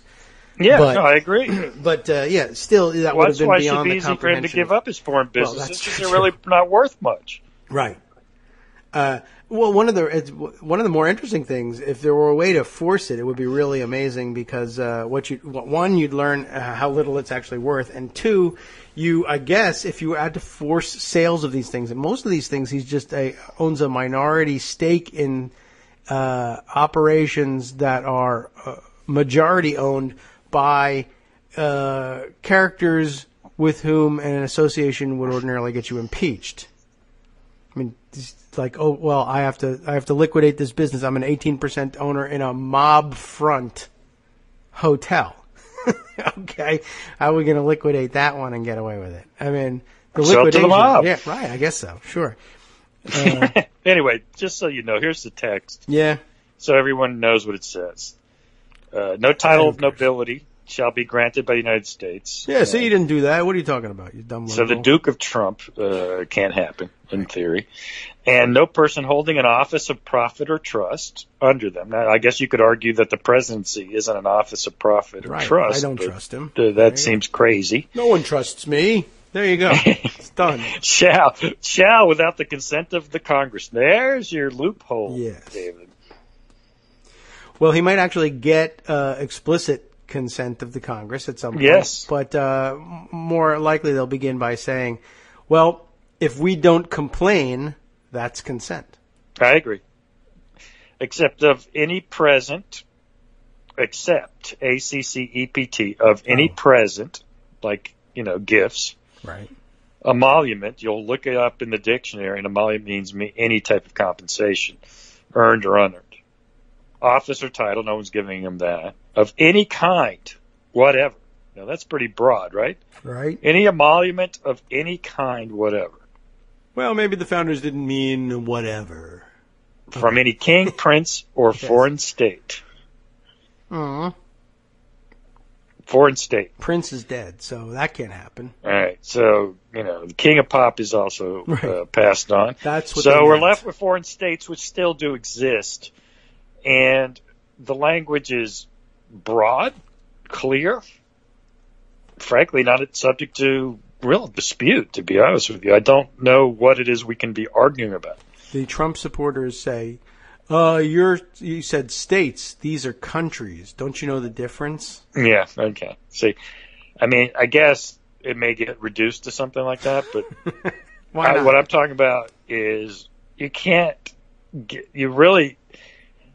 reality is this.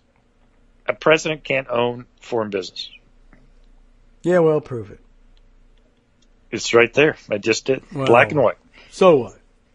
Yeah. So I mean, that's basically what it comes down to is he says that doesn't matter. And he had a woman come up there and read a script that said so. And that's it. So until somebody proves it. By the way, speaking of standing issues, I was intrigued by the offer he made, which I guess doesn't have any force of any kind. Well, and the interpretation of that offer, by the way, offered by I think it was Christine Wilkie from where is she? The TPM. His offer being the DC hotel. And the sales of rooms and packages there to foreign governments to hold their functions. That one, I guess he thought, even that one, I can't get out. I can't even imagine a way out from under that one. So what I'm going to do instead is He said, I'm going to donate all the profits from the D.C. hotel, which, by the way, is a formulation we've heard from him before, and he's, wiggled out of every single one of them. I'm going to donate all the profits from the D.C. hotel to the U.S. Treasury, which I thought was cleverly characterized as, so you don't like my taking all these foreign bribes? How about I cut you all in on the deal? How about that? Maybe you get a part of the take. Is that okay? If he makes a deal for the United States and turns over all the money? That's what he's saying, from the D.C. hotel. Yeah, well, look, here's the problem with that. There's a million, but go on, yeah? Here's the problem with that. Number one, how does he calculate the profit? Yes. By the way. I don't know. It's not profit, it's all the revenue. He's going to let people stay for free. Yeah.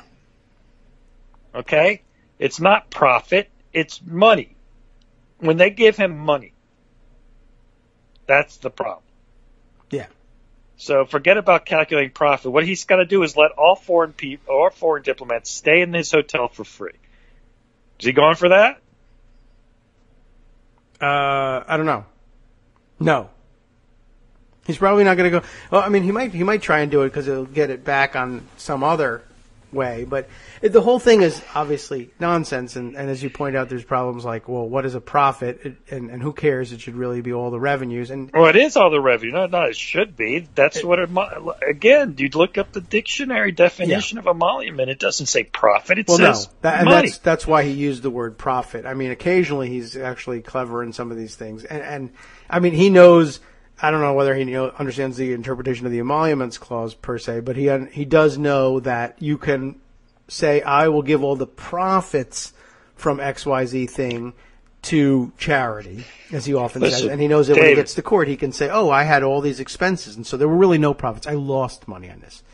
Let me put it in terms that seem simple, because when the Clinton Foundation existed, while Hillary Clinton was Secretary of State, there was a legitimate discussion with regard to her acceptance or the foundation's acceptance of donations from foreign governments. Yeah. Now, the argument against it, the emoluments clause applying to charitable donations to a charitable foundation. Remember, an emolument is a payment to you, right? How is this a payment to Hillary Clinton? Well, I would have erred on the side of more caution and not accepted any money from foreign, just because it's too close for comfort. The idea, the spirit of what the emoluments clause is about is to avoid having foreign influence over domestic government decisions. And there was a decent argument that payments to the Clinton Foundation could impact the decision-making of the Secretary of State. Technically, I could argue the other side. It's a charitable foundation. It's not her. She doesn't keep any of the money. She doesn't draw salary. All the things that I could say for Clinton, I cannot say for Trump. Trump isn't about the charitable foundation. It's about his business, his for-profit business. It's the opposite defense. I mean, to the degree that you could say there was a concern about Clinton, then you say there's a slam dunk on Trump. Yes, where there was the appearance of impropriety, perhaps. We don't know, for instance, that she's not cheating on the charity laws. Well, you wouldn't know because they have to report publicly tax returns, so you would know. Okay, but you say you wouldn't because I don't know. At any rate, so yeah, I mean, here's the difference: the Clinton Foundation's tax returns were public. Guess whose tax returns aren't? Yes, there is that. We do have that continuing problem. The Trump Organization's corporate governance documents aren't public. That big stack of papers that you talked about at the press conference, they are public. Yes. By the way, on that press conference, I also want to just sort of note for the record, I don't necessarily have to discuss it, but They one called on a Breitbart reporter there, made sure to, and they reserved a seat. There was one reserved seat out of 250 seats there for the press, and they reserved a seat for Breitbart, which is ridiculous enough in its own right. But again, given the fact that the senior advisor to the president is the CEO of Breitbart, is actually another actual conflict of interest situation going on too. But never mind all that. Anyway. Yeah, I mean, listen, I think there's a good story. At least I like the headline anyway. I haven't read the story, but I think it's good. Brian Beutler, Trump is exactly the monster we feared, and Republicans are enabling him. All right.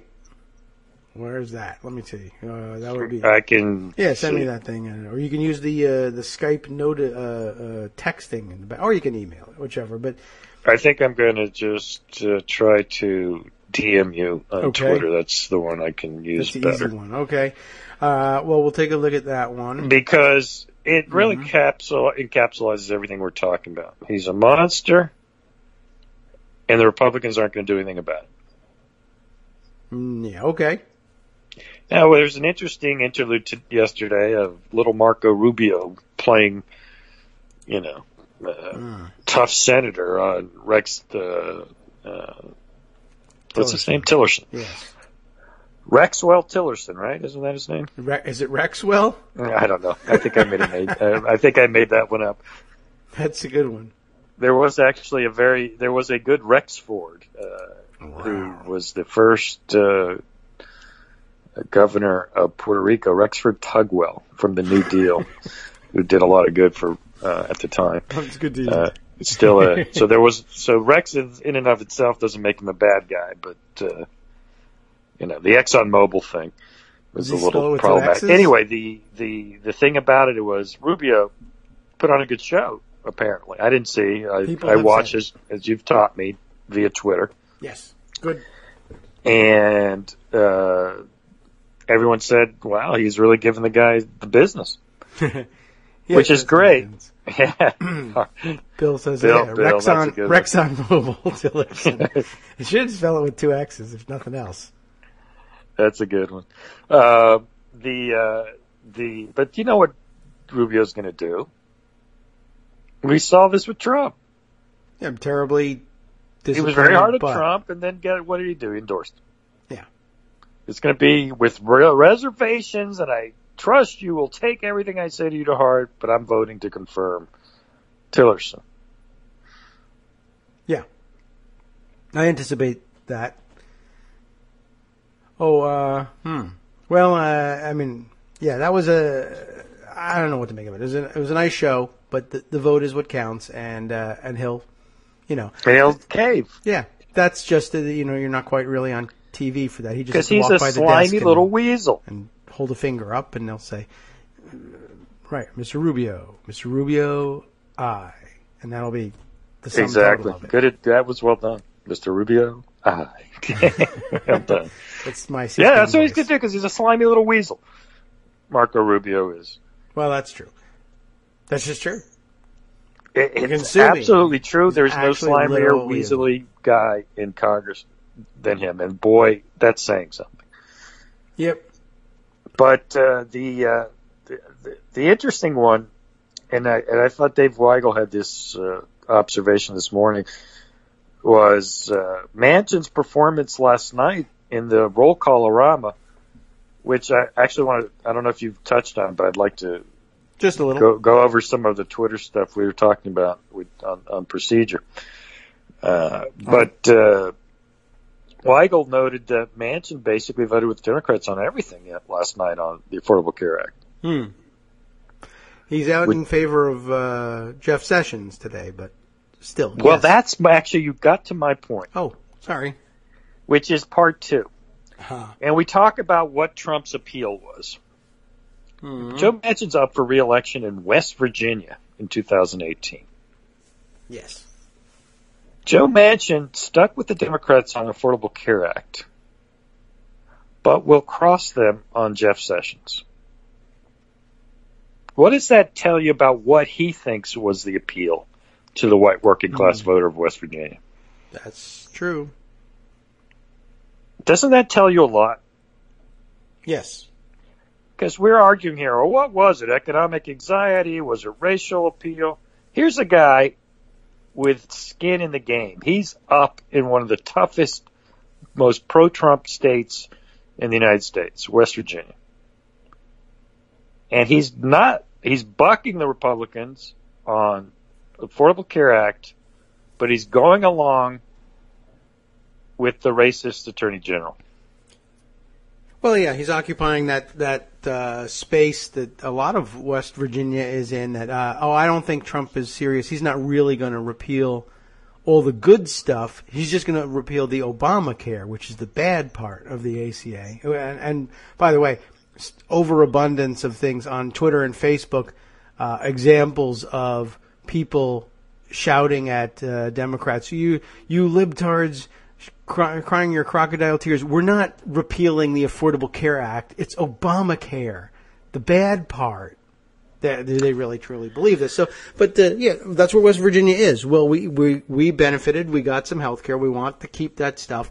But yeah, the racial component, we were serious about that. They were serious about that. I totally agree with you. Oh, look, Donald Trump sent me an email. Oh. Maybe he wants you to buy LL Bean products. Or go to Maine. Linda Bean's Perfect Maine. He sent you an email? Oh, I lost the call there for a second. Ah, there you are. Okay. Yeah. What was the email?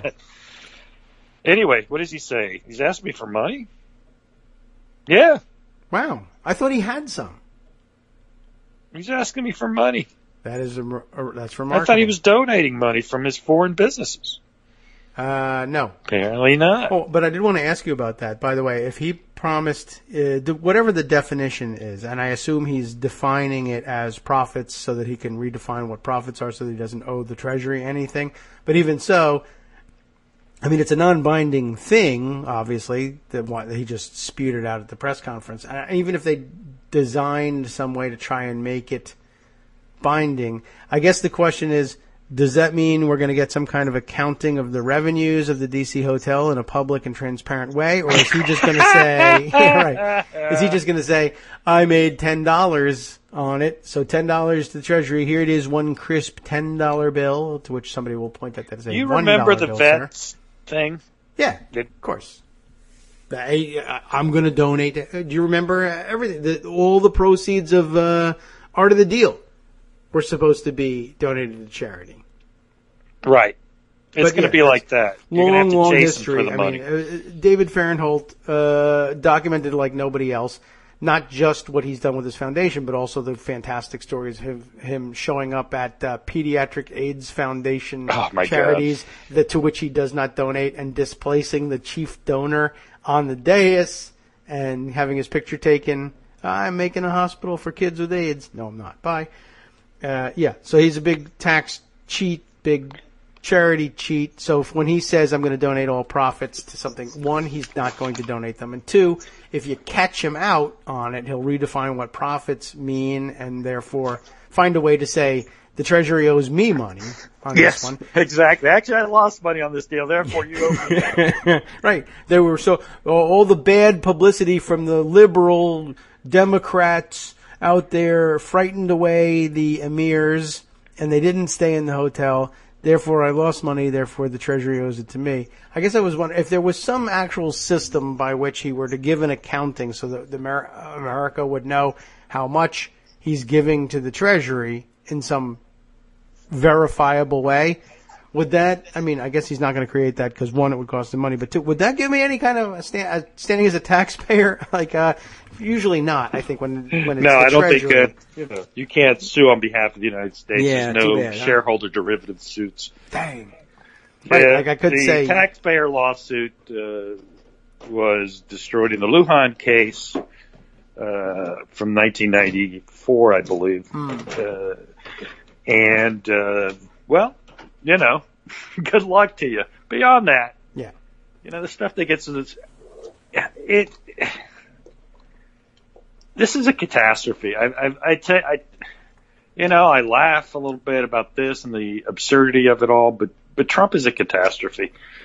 On every level. He's unethical. He's a criminal. He's stupid. He doesn't know anything. He's a racist. He's a sex. There's simply nothing you can say, well, at least he's not, or at least he is. There's not one thing that redeems. No. And the fact is, he's a monster. He's the monster everybody said he was. This is who he is. And there's no excuse for anybody who voted for him. You know, on this whole notion of understanding Trump voters, what am I supposed to understand? No. Yeah, well, yes. Listen, this goes beyond ideology. Oh, well, I want a smaller government, or I want this, or I want that. You can't just say, well, voting for Trump made sense. It made no sense. Except there's one way, there's one performance, there's one issue that Trump has been clear and consistent on. And that is hating non-white people. He's pretty good at that. Except on He's Omarosa. consistent. He follows through. He named Jeff Sessions for AG. That's the only logical reason you can find for Trump voters. Now, you might find that reason abhorrent, but at least it has a logic and rationality to it. I want to punish people of color, so that is why I voted for Donald Trump. Okay, I think you're a horrible human being, but at least I understand your logic. I can see why you did it, because he certainly has promised to do it, and he seems to be following through on it. But everything else? I don't know. That's the only thing he seems to be serious about. And this is why I'm circling back to Manchin on this, because Manchin recognizes what the appeal was. And that's what he's going to play to. Listen, people, this is an argument we're having. I'm not adverse to everyone trying whatever you think the message is that's going to work in the Rust Belt or wherever else you think it's going to work. Give it a shot. What the hell? I don't have any answers, so it's not like I have a better approach. But I'm just skeptical it's going to work. Look, Bill Clinton brought the Democratic Party out of the presidential wilderness in 1992. He did a lot of things that I found deplorable. Aha. To do it. Sister Soldier, welfare reform, the death penalty, etc. I had a fight with Chris Cuomo on Twitter about a week ago on his calling Democrats out of touch. And they really have to understand his Trump voting friends or whatever. Right. And I'm like, and then he said this isn't his pop's party anymore. His pop, of course, is Mario Cuomo, the late Mario Cuomo, three-term governor of New York. Yes, and it didn't turn out to be his party either, by the way, but okay. Well, no. Think about this. This is actually the point I made to him. In 1994, when his pop, was running for a fourth term, he lost to George Pataki. You know the main reason he lost? Because he was considered out of touch. And the main issue that hung him up was the death penalty, which Mario Cuomo, to his everlasting credit, his finest hour, never, ever accepted the death penalty as legitimate. And he, in my view, he's right. But voters thought he was out of touch for that view. You can't just say out of touch. You've got to say out of touch with what? Yes. Mario Cuomo was out of touch. Pickup trucks. With the death penalty. We Democrats are out of touch with white working class voters because we don't support demonizing people of color. Yeah, that's a pretty major obstacle, and it's a major obstacle to understanding why more people don't want to understand them too. I mean, we're full up to here with stories about why we got to understand white working class Americans. And I, to the extent that they're white, I understand them. To the extent that they work, I understand that. To the extent that they need to stomp down on other people, I know about it. I guess you could say I understand it. I just can't get with it. We can't get with it. And let's say we were completely realpolitik on the politics of it. Mm-hmm. What do you lose with voters on the other side? I looked up the 1996 exit poll. You know that Bob Dole got 12% of the black vote? Who did? Bob Dole. Oh, okay. He got 12% of the black vote.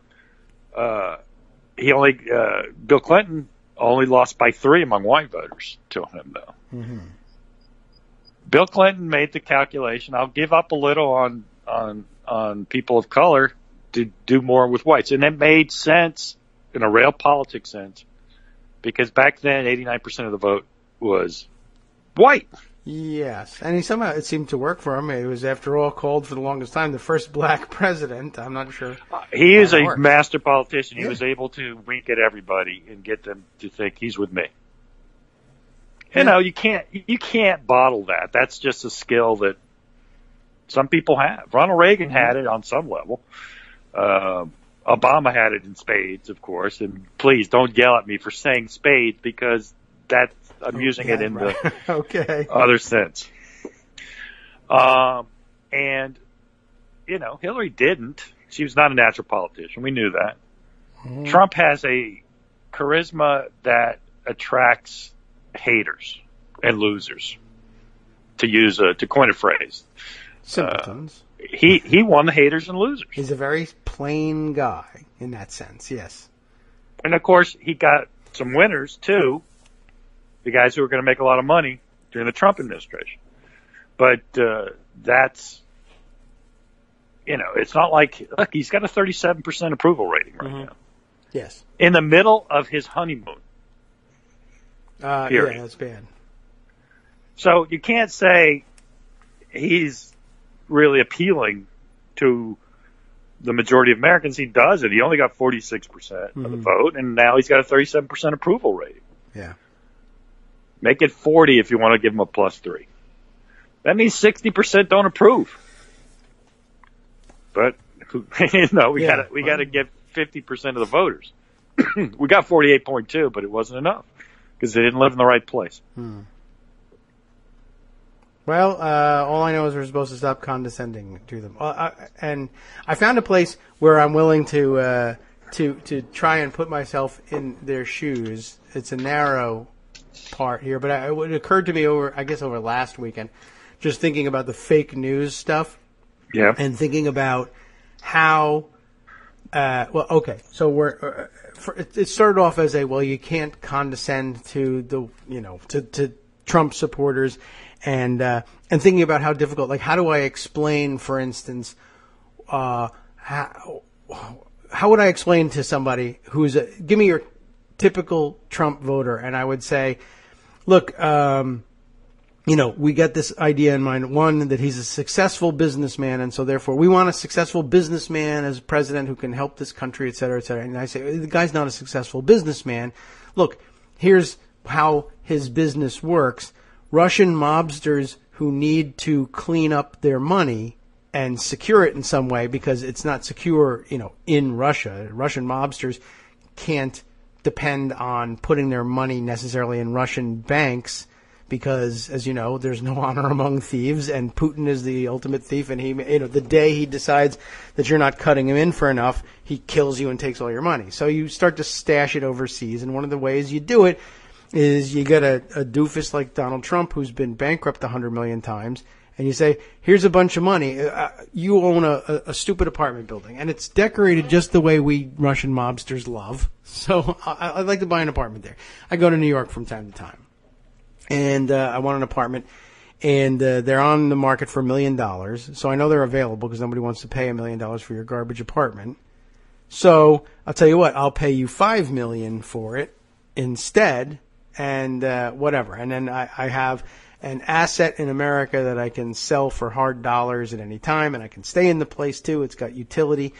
But that's all he does. not only just selling the apartments, just building the buildings. I need dollars to build buildings, so a Russian mobster will just give him the money and say, oh, I'm an investor now, make me an LLC. He's not a rich person, just that people who sit on piles of stolen cash keep giving it to him because he's willing to sign the papers to make that business look legitimate. And they say, what are you talking about? I have seen him on television. He does The Apprentice. Have you seen his office? Have you seen pictures of his house, his apartment? Mar-a-Lago is gigantic. He's got an airplane. How can you tell me he's not rich? And you end up having to say, you don't understand. I mean, here's the problem. I mean, it's not just people like Donald Trump, but a large swath of America. The people you think of as upper middle class largely just live debt-financed lives. They have big houses, and you wish you had their house or whatever, so you could, you could move your family into a place like that. And you say, what do I have to do to have that kind of money? And most of the people don't have the money. They've just signed a debt instrument that the bank is willing to let them occupy this house in exchange for knowing they can take it away from them later, if necessary, if they don't make the payments. But it's all debt-financed, okay? So that's the way Donald Trump works, too. I want to build a building. He doesn't, a guy like Donald Trump who wants to build a new building somewhere doesn't say, let me go to the mattress and get $1 billion out of it and I'll just pay people and build a building. It doesn't work like that. It's all debt financing. Even legitimate stuff is debt financed, and you don't do that kind of stuff in your life probably. I do it in a limited way, like with a mortgage. But you might not. So, but how do you explain that to him? Because the minute you explain that to him and say, maybe that's not part of your life, you're condescending to them again. Okay, point well taken. So what do I do with this? But then it occurred to me, they must be sitting over there saying, imagine the nerve of these liberals telling me what's fake news. After all, their so-called real news says the guy here with 5 airplanes and a skyscraper in every city around the world and a golden apartment with actual gold toilets isn't rich. And it struck me there. I said, well, I see your point.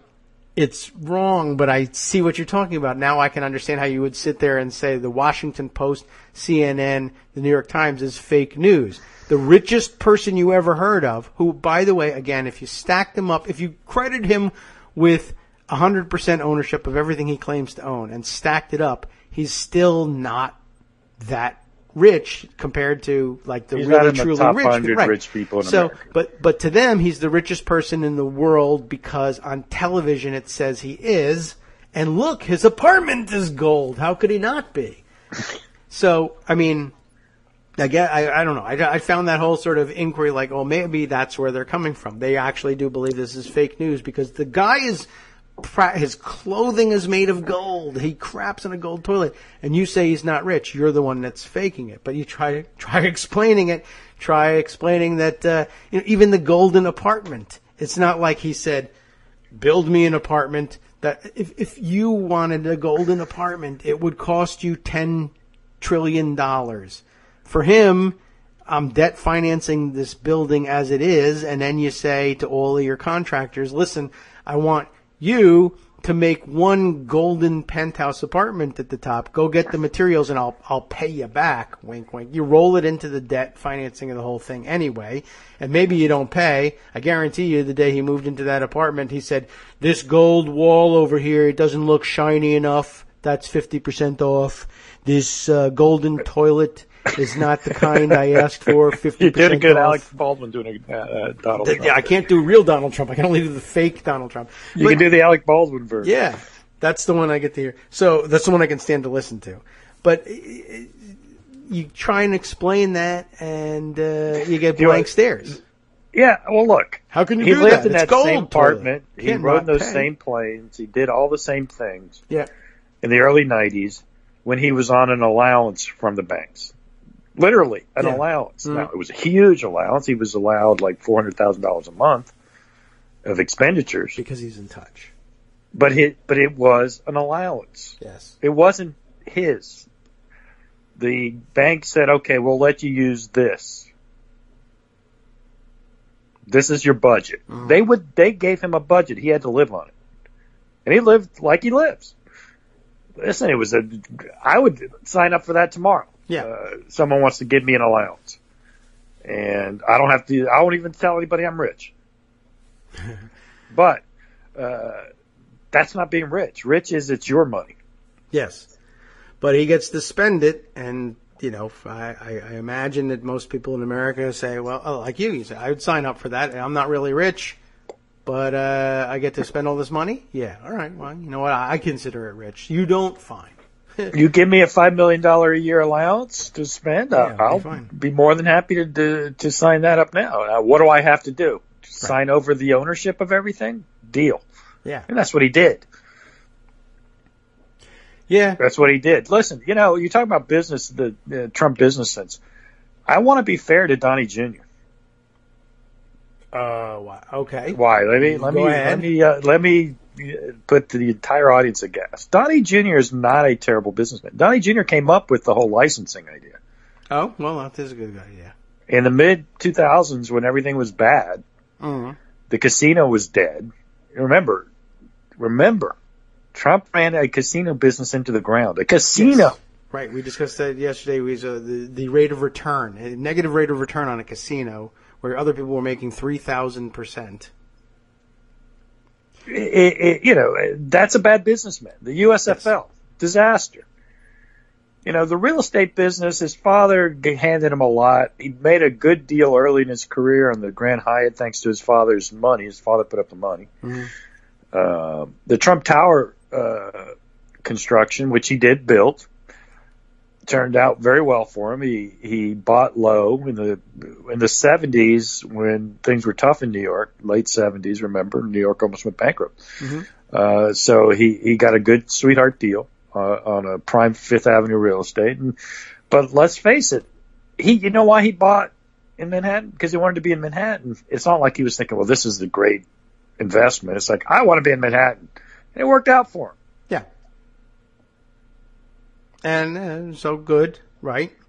It's not like he has taken businesses and turned them into really great money makers. That's not what Donald Trump ever did. All Donald Trump ever did was, you got to give John Barron a lot of credit. He's a terrific publicist. Right? Yeah. And John Barron, of course, is Donald Trump. And Donald Trump is a tremendous publicist. He has found ways to keep his name in the papers all the time. I remember he bought that yacht. Cindy Adams is actually very key to understanding who Donald Trump was. People don't know who Cindy Adams is, but she was a two-bit, third-rate gossip columnist for the New York Post who wrote about Imelda Marcos a lot and people like that. And Donald Trump was one of those people that she would write about. And he survived long enough. He cut enough deals where he handed everything over. And then he got to the Celebrity Apprentice, where he started making a lot of money from the show. Yeah. It was probably by far the thing that made him the most money in the 2000s. That show. He probably made, $50 million a year on that show. That was probably his main source of income. Pretending to be a rich guy. Yeah, which he had been doing all his life anyway. He was typecast. He started out. He monetized the pretending to be a rich guy. Yeah, business. Which is a great model, and I like to credit Martha Stewart with that one. Martha Stewart's interesting too. I mean, Martha Stewart, I think, made a lot of money. Yeah, and she owned her businesses. Yes, right, she certainly did it better. I just mean in terms of like the idea of saying what I'll do is I love being rich and living like I'm Martha rich. Stewart was I'm going to pretend I'm rich and preppy and I know all these and I'm going to start a television show potpourri recipes that everybody whatever. Yeah, and so so you just have as a business, whether it's a TV show or whatever you're doing, the business says, we got to have her look like she's rich and has a rich person's house. So the business will buy it and she'll live in it. It's branded. We'll film it. And it's Ralph Lauren, it's Polo, and Trump is just another brand. It's built on complete fakery, but I guess maybe Ralph Lauren's built on fakery. I don't know. I mean, Ralph Lauren himself wasn't some preppy guy. We know that. We know he's from the Bronx, working class guy from the Bronx who worked hard and built his brand that's worth a lot of money. And now you can say Trump has done the same, I guess. So that's one form of being a businessman, I suppose. But it's not the businessman that he pretends to be. Right. The reason people wanted a business person in the White House is, well, they build things and they create jobs. That's all disputable in general. It was certainly disputable with him. But now, of course, the fact is he's well known because not for the business of building anything, but I mean he did do that once, but instead licensing things. And so what do? He gets into office, so he licenses his fame again. Buy LL Bean. So that's how it works. I guess should be no surprise there. Right. I mean, it's yeah, and that's funny thing is that's the least of our problems. That fakery is the least of our problems. The faking that he's actually qualified and fit and not nuts and not an ignoramus. That media is doing that faking. Yes. I mean, Trump actually is not faking, and he's showing us that he is, in fact, an ignoramus, unfit, and stupid. But the media won't say it straight out. Yeah. Well, there's a lot of things that they won't say. And they'll say, well, we got to reach those Trump voters. We can't be condescending to them. I suppose that's their theory. I don't know. No one's ever expressed what their theory of journalism is with regard to Trump. I don't know. But you got to get over it. You got to just report the facts. Listen, if the public rejects the facts, they reject the facts. But your job as a journalist is to present them. But what if you don't get access? I don't know. That more so. Access doesn't create facts. Access creates falsehood. Yes. Well, for a guy who's going to give all his press conferences via Twitter anyway, you don't need access. So there's always that. Well, let me ask you something. Yes. He had a press conference yesterday. He did. What did we find out in terms of facts yesterday?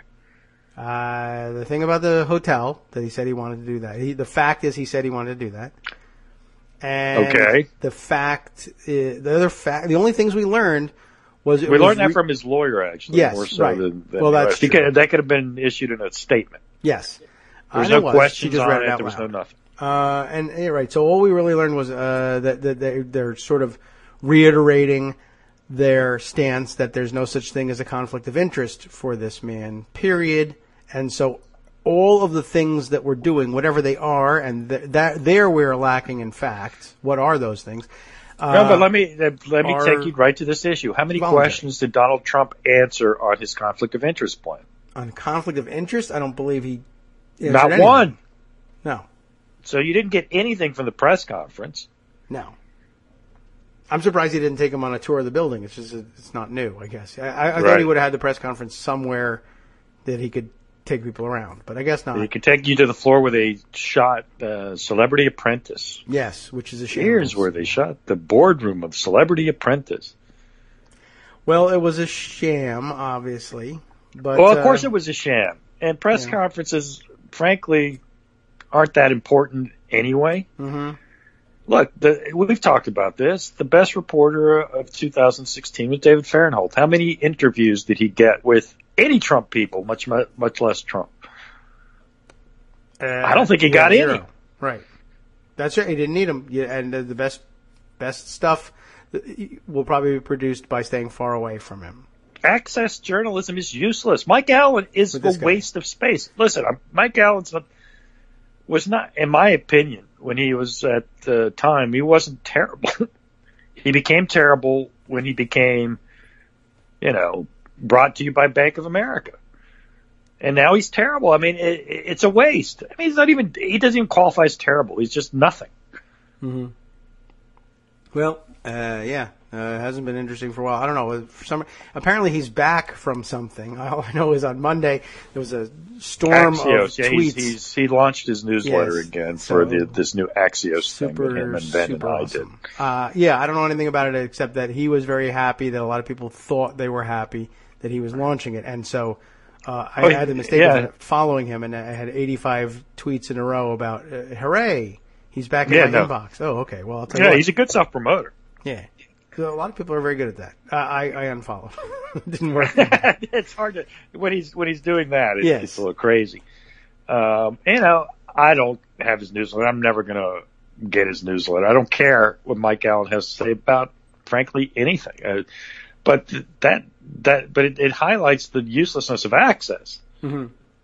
I mean, Mike Allen hasn't said anything interesting or broken anything interesting in 10 years. Since he went to Politico. So what are we talking about here? What good is that doing you? If you care about the journalist's craft, if you're in it for ratings, well, you're not going to get him to go on your TV show anyway. Mm-hmm. He'll let you broadcast his rallies, but he won't go on your TV show. No, and you can only broadcast it from the press pen. Right. So what's the point? I mean, honest question to journalists. What is the point? I don't know. I don't know why they went to the press. I mean, I guess they went to the press conference yesterday like, okay, it's the first you time go in to a press years. Conference, fine. But why I'll buy into that. I don't know why they didn't rush that table and say, give me those papers, damn it. You brought them here as a prop. I want to see them. You can't just tell me there's paper with good stuff on it. Maybe it was his tax returns. Yeah. You never know. You don't want to miss out on that scoop, go get it. But, yeah, they would just let staffers put their hands on them and say, no, turn around. I guess they don't want to have a physical altercation, but that would have made for at least some compelling video. Give me the damn papers. What are you talking about? He was pointing to the papers and saying, this is the proof, this is the proof. Let me see the proof. You can't say no to this. That would have made great video. Instead, there's some pictures that say, well, they said we couldn't. Yeah, no, I agree with you. I mean, they just have to understand that it's completely different.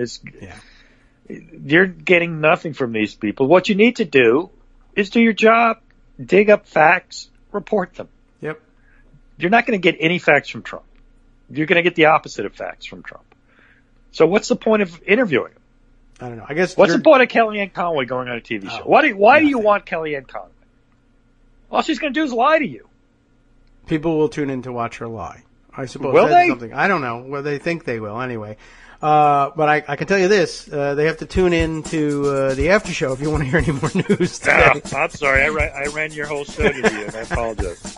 It's okay. I'm having a difficult time carrying the show by myself today. Anyway, we'll talk again probably tomorrow. Certainly complain again tomorrow. If you need me, I'm available. All right. Well, thank you very much. Thanks for coming in and having the chat. It's a hell of a thing we're watching. Okay. Talk to you later. Take care, Armando, and do stay tuned. If you were hoping on catching up on the rest of the news of the day, of course, there's always the after show on which I am increasingly reliant for my own summary of the news. What are they going to have today? Let me just get that in there so make sure we don't ruin anything. Oh, and by the way, remind you it's Thursday. Thank God it's Joe Vidi, one of the few episode names I like to do because Italian. I don't know. I find that fun. The ex-British spy, who also probably likes Italian things, who wrote the Trump-Russia dossier, flees his home, fearing Moscow will kill him after his identity is leaked by the Wall Street Journal. Uh-oh.